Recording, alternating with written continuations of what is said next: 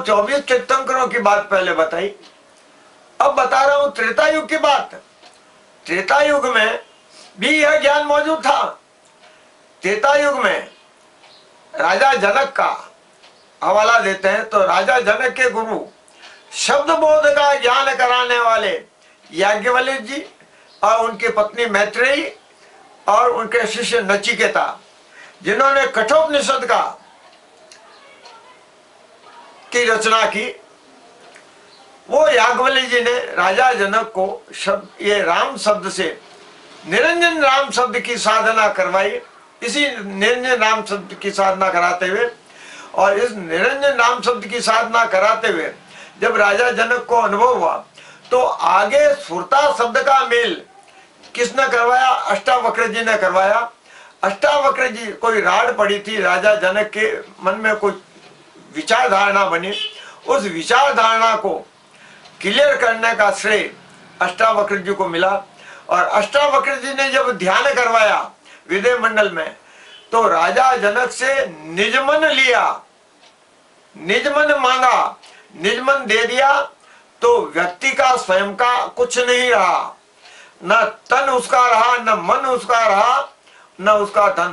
तन मन और धन से ऊपर जो है वो निजमन की सत्ता है। जिसने निजमन दे दिया उसने अपने मन को केंद्रित कर लिया, उसका मन संयत हो गया और संयत हो गया तो सूरत शब्द का मेल करवाया अष्टावक्र जी ने और उसको विदय मंडल में राजा जनक को 8/5/64 घड़ी विदय मंडल में अनुभव होने लगा।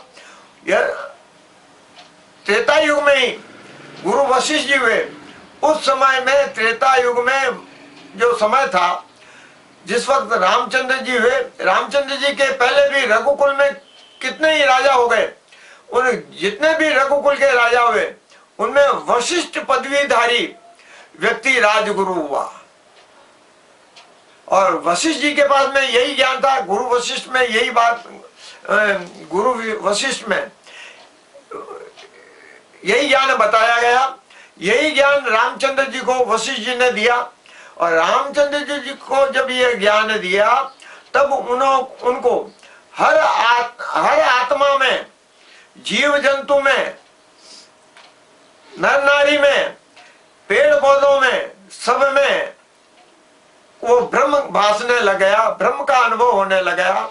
सिया राम मैं सब जुग जानी, करऊं प्रणाम जोरी जुग पानी। सिया यानी माया, राम यानी ब्रह्म, कि ब्रह्म और माया सब में समाया हुआ है।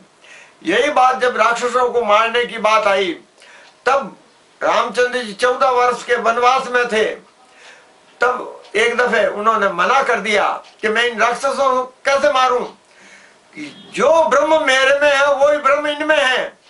तो सभी देवता, ब्रह्मा विष्णु महादेव शक्ति इंद्र सब हाजिर हुए। गुरु वशिष्ठ जी भी वहां हाजिर हुए और गुरु वशिष्ठ जी को सब देवताओं ने अर्ज की कि हो गुरु वशिष्ठ जी, आपने ये कौन सा ज्ञान करवा दिया? धरती का भार हरने के लिए इनका अवतार हुआ, मर्यादा कायम करने के लिए इनका अवतार हुआ, पर ये तो मना कर रहे हैं। तब गुरु वशिष्ठ जी ने खूब समझाया तो रामचंद्र जी ने कहा कि हो गुरुदेव, वशिष्ठ जी ने कहा कि हे राम, तू पूर्ण ब्रह्म है, तू 3 लोक का स्वामी है।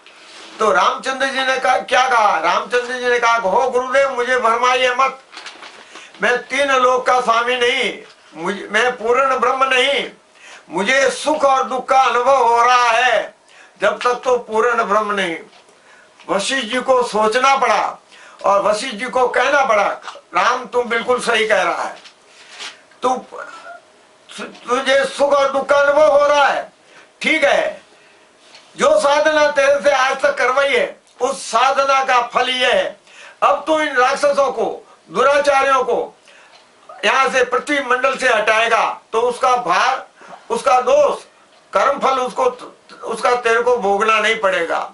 यह वशिष्ठ जी ने कहा करके रामचंद्र जी को राक्षसों को मारने के लिए, अतः यह सिद्ध है कि निरंजन राम की साधना करने वाले को क्रियामान कर्म का बोध नहीं होता, क्रियामान कर्म का फल भोगना नहीं इस राम शब्द का। यह त्रेता युग की बात हुई। राम